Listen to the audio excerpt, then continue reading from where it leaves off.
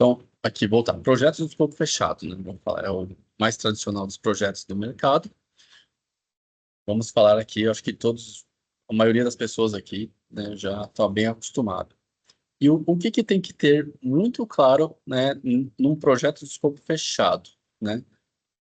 Como a palavra já diz, escopo, né? E como que a gente começa a entender no projeto de escopo fechado? Primeiro a gente entende a arquitetura, né, da onde está inserido, né, um diagrama aqui, né, de contexto, de onde ele está inserido. E aí a ideia é que a gente entenda no nosso escopo, e é muito importante disso, qual pedaço, qual fatia, né, da arquitetura que a gente vai mexer, né? Então, por exemplo, aqui a gente vai mexer, né, um exemplo aqui, na parte de front, de web client, e a gente vai mexer na parte de back, que conecta com o banco 1 e 2 aqui, né? Que está no Docker. Então, é muito importante a gente saber a fatia que a gente está mexendo, né, da arquitetura dentro de um projeto, né? Às vezes isso é ignorado e pode trazer consequências como confusão de escopo lá atrás, lá no final, né? Como confusão de escopo? Poxa, era para você mexer no front web por exemplo, o cliente pode achar, mas a mesma coisa tem que ter no CRM, tem que mexer na outra aplicação. Nossa, já vi vários projetos, posso citar aqui vários exemplos de que chegou no meio do projeto, né? Como não estava muito clara a fatia da arquitetura que o escopo estava se referindo, né? Pode ser que aquele mesmo escopo tenha referência em outras partes da aplicação, né? O que vai gerar o dobro, o triplo de trabalho. E aí a gente começa a ter desvio de escopo, né, no entendimento por conta do recorte não estar claro, tá?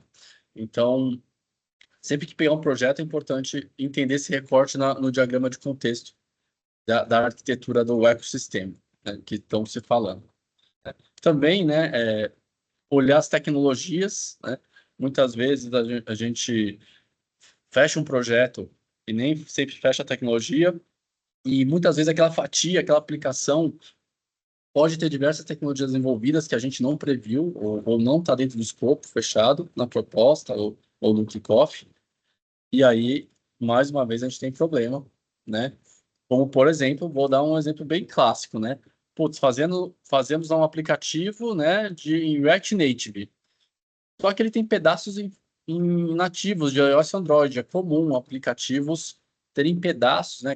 Essas ferramentas Flutter, React, Native, terem pedaços, às vezes, de Android e iOS nativos. Por quê? Algumas funções que interagem diretamente com o aparelho, com o hardware, têm que ser programadas no nativo, né? Então, é comum isso acontecer. E é comum também a gente esquecer disso no nosso escopo fechado. Então, e aí chega no meio do caminho, isso daí dá confusão também. Então, tem que compactar muito bem com o cliente as tecnologias, porque se chega no meio do caminho, o cliente está ciente que a gente só prevê o React Native e ele afirmou que está fora do escopo as outras duas, se no meio do caminho a gente achar alguma coisa diferente, fica fácil um change request. Então, o escopo fechado vem muito nessa linha, assim, ó, de ser fácil identificar o change request, tem que ser muito fácil, né? Então, e isso torna o escopo bem fechado. Se der lacunas no escopo fechado, ela pode se tornar risco, né, para o projeto crescer. Então, quando eu fecho o escopo, eu tenho que estar muito bem claro o app, a feature, a PBI, né, e o entregável que vai ser gerado com ele. Então, isso tem que estar muito bem claro desde o início do projeto, daquele escopo, tá? Se não tiver isso muito claro, temos que buscar antes de fechar esse scope e nos comprometermos com a entrega, né? Seja num kickoff, numa planning, qualquer momento. Ou até em tempo de proposta, às vezes, se for o caso, né? Então, isso é escopo fechado. Também, o escopo fechado tem outra característica muito forte, cronograma, né? Tem que estar muito claro as fases do cronograma. E aqui eu nem estou falando de metodologia, tá? Ah, pode ser em ágil, em cascágil, em RUP, né? Em Kanban corrido, não importa, assim, mas tem que estar muito claro o que vai ser entregue, em qual tempo, tal, qual o ciclo de entrega, qual o ciclo de releases e por aí vai, né? Dependências, né? O que depende do quê. Aqui é um macro cronograma que a gente está olhando um template aqui de propostas, mas chegando no delivery, isso daí tem que estar muito bem azeitado. A gente está usando muito hoje Azure DevOps e Gira. O mercado está muito dessas duas ferramentas, né? Mas tem gente que usa uma Monday ou outras plataformas também bem interessantes que, que tem que estar muito, muito conciso isso. Que isso vai gerar os indicadores, inclusive, foi aquele ponto que a gente falou, né? Então, escopo fechado não significa equipe fechada, né? Outra dúvida e outro ponto muito crucial aqui, né, para a gente. Fechei o escopo, tenho aquilo para entregar, aquele time box e tal. E aí, de repente, eu posso falar de perfis, né? Eu posso falar, vou colocar fulano, beltrano, vou colocar um desse, um desse, um desse, um desse, um desse, desse, né? E muitas vezes nós temos que compartilhar isso com o cliente, porque ele tem que dar acessos, tem que cadastrar a chave e tal, né? Tem tudo isso.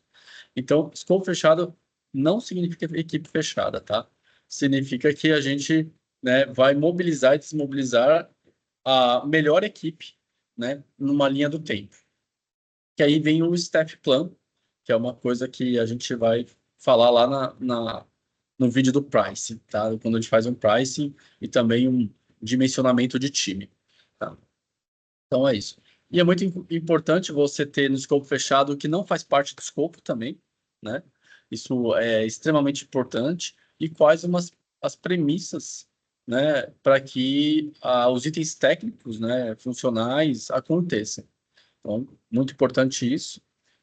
E também, aqui não está, né, nesse documento que estou mostrando, mas também falar das coisas não funcionais, né? E aí, esse escopo fechado está prevendo performance, carga, né?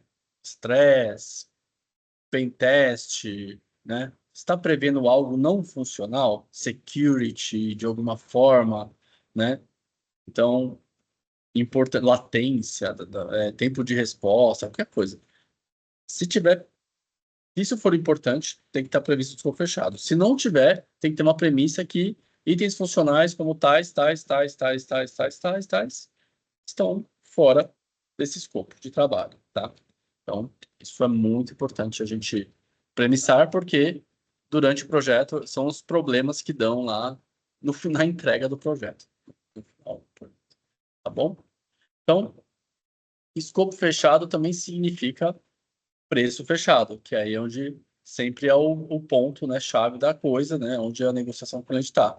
Se a gente tem um tempo delimitado, um tempo previsto, um tanto de coisas já premissadas ali para fazer, né?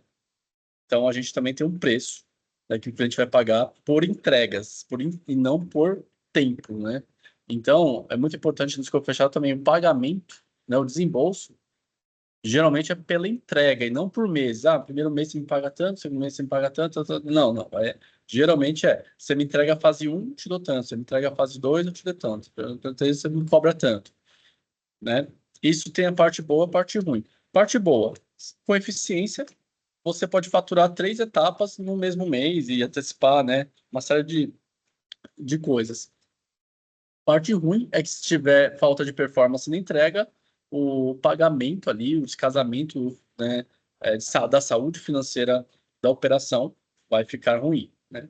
Então vai estender lá para trás, você vai ter que desembolsar o salário aqui da galera, depois vai receber muito mais na frente, porque, né, a gente demorou para entregar, né?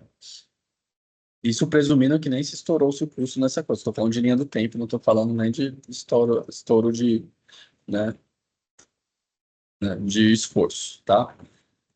Então, gente, é isso daqui sobre o escopo fechado, né? Eu acredito que deu para passar a maior parte das coisas aqui, tá bom? Até a próxima.